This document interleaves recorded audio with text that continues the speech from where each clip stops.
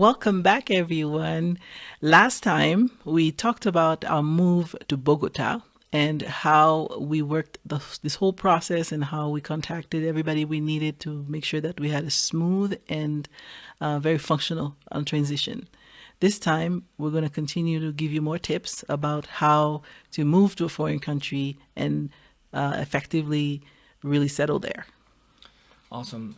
Let's start off by talking about the parks. Here in Bogota, there's a ton of parks. What was your take on it?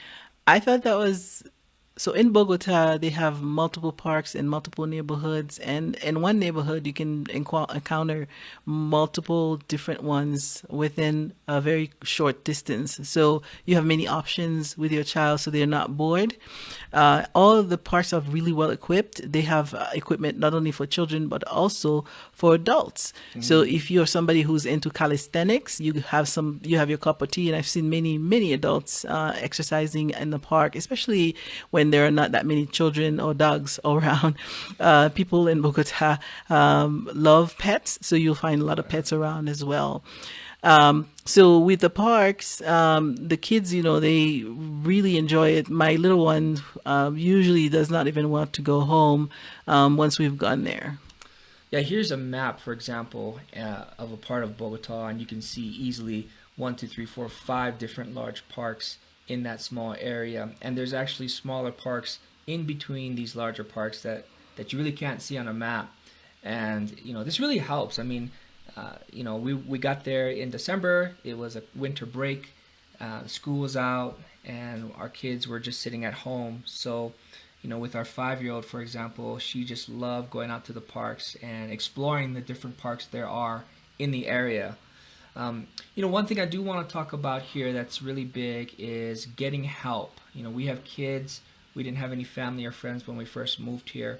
And for us, as soon as we got here, one of the things we did is we made it a very intentional thing to look for help, to hire help. We needed a cook, we needed a cleaner, we needed a babysitter, and we needed it stat as soon as possible. I'm going to say it was a very easy process. I was very surprised. If you go online with Facebook groups, you can join. They can give recommendations on people that they would want to be hired. Sometimes families leave and they've had help, and now they want to pass that help on to another family. And the rates, it doesn't cost a lot to have a cook or a cleaner here or a babysitter here, and I'm talking good quality ones. And so it was in our best interest to hire help, and we did that early. Within the first 2 weeks we got here, we were basically hiring people. And it's been wonderful. It's been a life changer, and I'll talk about that in just a bit when I talk about food. But so that was one of our big experiences. So we also, the question I guess a lot of people will be asking themselves, is it a safe transition?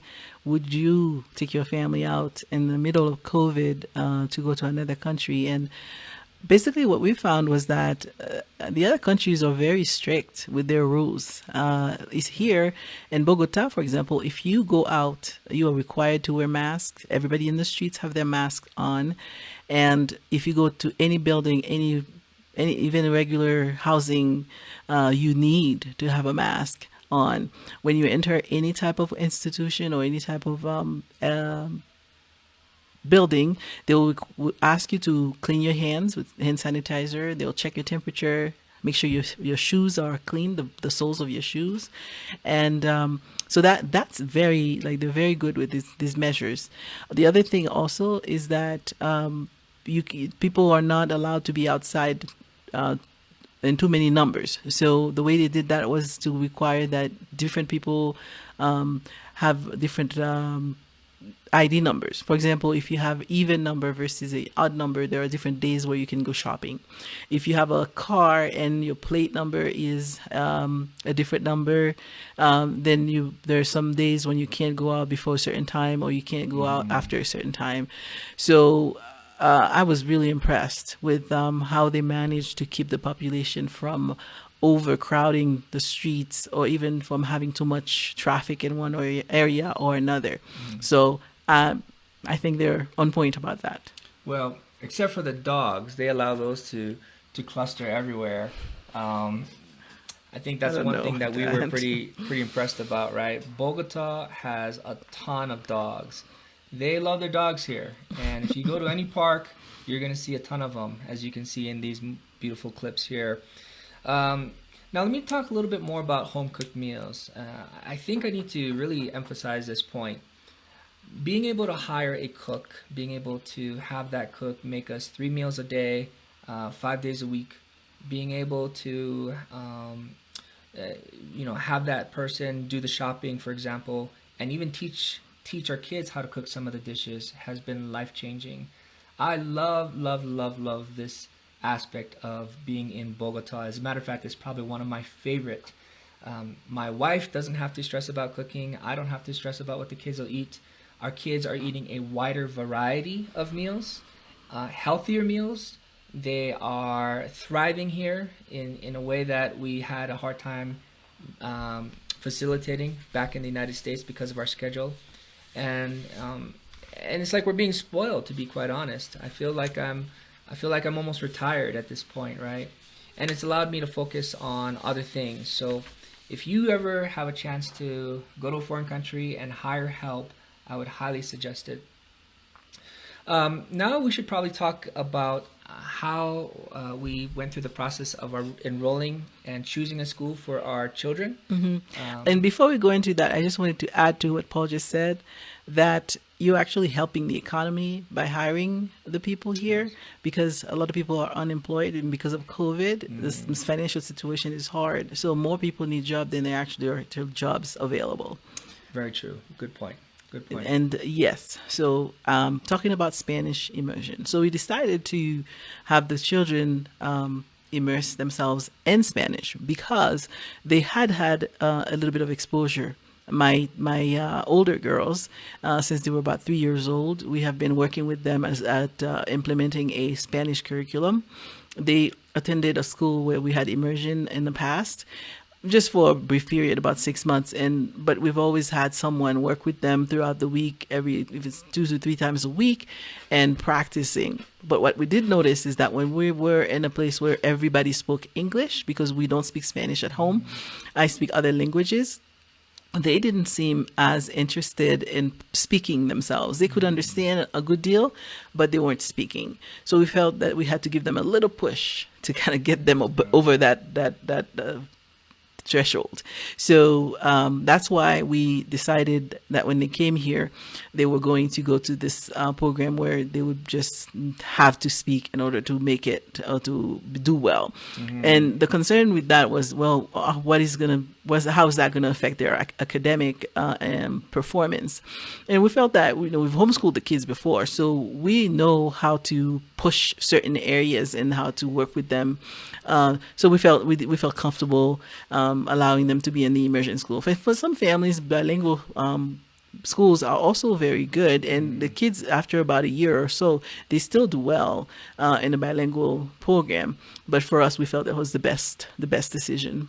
Yeah, and we discovered coming here that actually some of the more elite, expensive private schools are all bilingual, and that's kind of a thing here. And again, we bring in our kids from the United States, so our goal was to try to push them in Spanish as much as possible while they're here, because we don't know if we'll stay past the 12-month mark.